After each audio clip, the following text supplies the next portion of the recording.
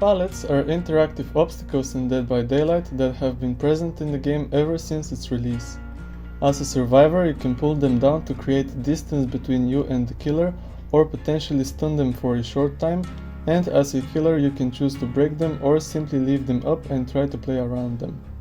Such a simple concept, however, has quite the complicated history.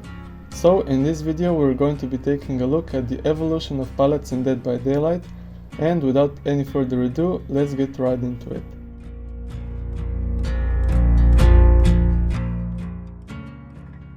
Pallets were planned to be in the game ever since its early prototypes back in 2014. Originally, they were designed as bookshelves that survivors could throw down. This idea was however refined and eventually became what we today know as pallets. The developers experimented with many different pallet designs before finally choosing this version, which is the one that has been in the game for the longest.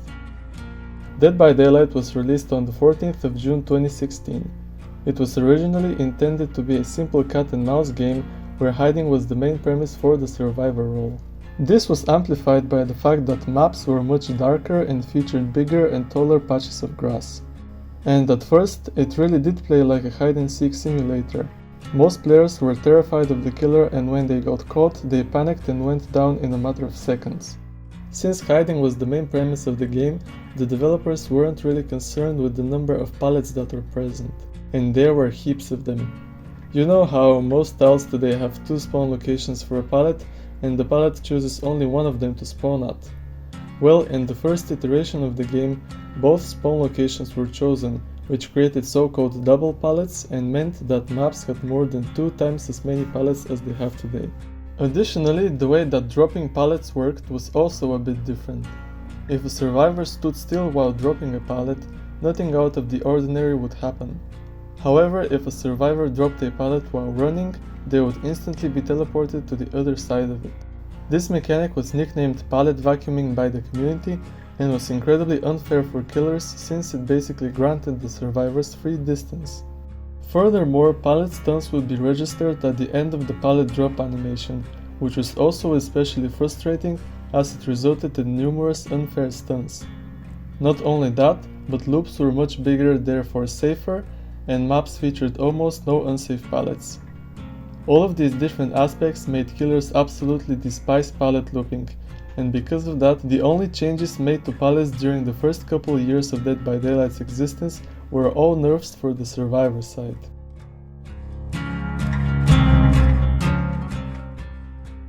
Patch 1.1.1. Pallet stuns are no longer triggered at the end of the pallet drop animation. Instead, they are now registered once the pallet has been pulled down about 50% of the way. Patch 1.5.1 adjusted the spawn routines of pallets to remove double pallets when a structure has several possible spawn locations. Patch 1.7.0 reduced the default breaking time for killers from 3 seconds to 2.6 seconds. This update also lowered the numbers on the Brutal Strength perk, since before that the perk was pretty much mandatory, and the base kit reduction of the breaking speed was made with the intention of fixing both problems at once.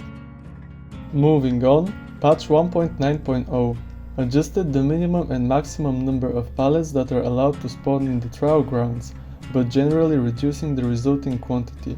Increased the minimum distance between 2 pallets from 8 meters to 10 meters. Patch 2.0.0 removed the ability to rapidly move from one side of a pallet to the other when dropping it.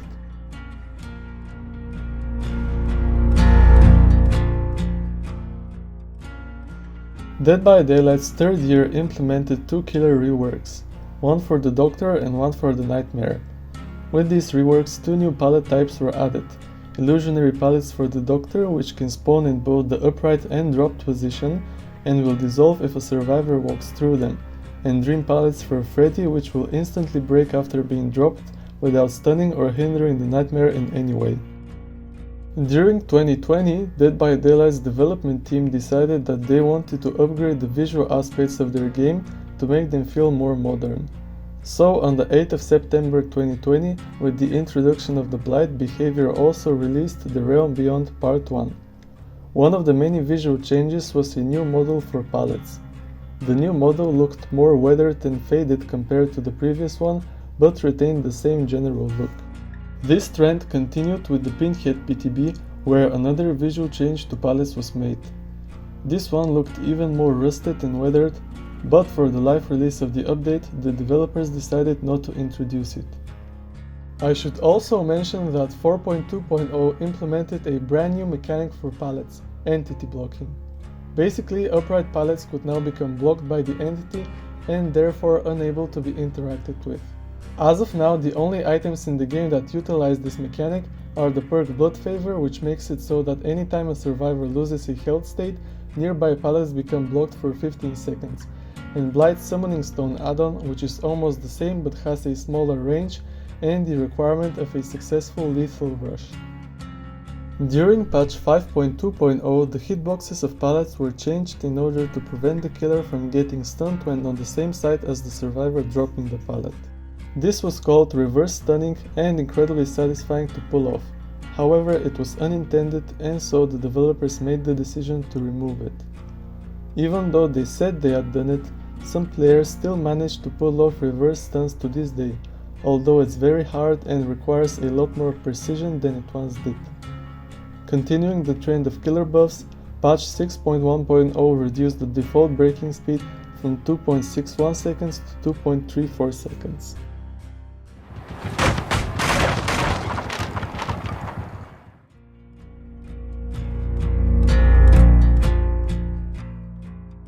Moving on to the release of Chapter 26, Forged in Fog, this update implemented the last visual update to pallets. The new model retains the same basic color scheme, but with very faded paint. It is also fashioned for more but thinner boards and looks quite similar to the one in the 5.2.0 PTB. This patch also introduced a unique new model themed after the decimated Borgo map, which only spawns there.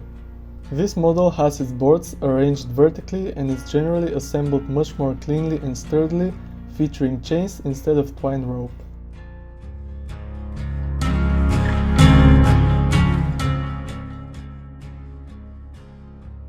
The newest pallet type to be added to Dead by Daylight is the so-called Fragile pallet, or more commonly known as the Party pallet. These pallets were implemented for the 2023 anniversary event and can be spawned by survivors using their Twisted Skills special ability. Party pallets have the trade-off that they break immediately upon use, but can still stun the killer. They feature a new unique model with some kind of gooey substance that vaguely resembles honey, so that they can be easily distinguished from regular pallets. Well, I guess that's it. We went through the entire history of pallets in Dead by Daylight. I really hope you enjoyed the video. If you did, then consider liking it and subscribing, since that makes me happy. But anyways, thanks for watching and I'll see you in the next one. Bye!